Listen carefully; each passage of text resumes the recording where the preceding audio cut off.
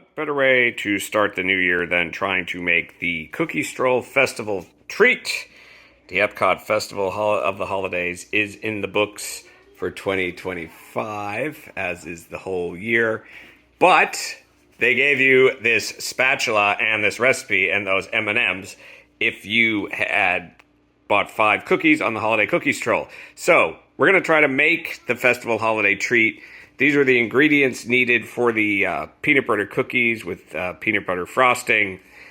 For the cookies, we got flour, we got 1 stick of butter, we got baking soda, salt, eggs, and milk, and of course peanut butter, and then and sugar too. And then for the frosting, we're going to throw in some additional peanut butter, some vanilla, and of course powdered sugar. So let's get going, trying to make these cookies. Cookie Stroll, once you complete it, you get a spatula like this here for EPCOT Festival of the Holidays, Holiday Cookie Stroll. There's the EPCOT.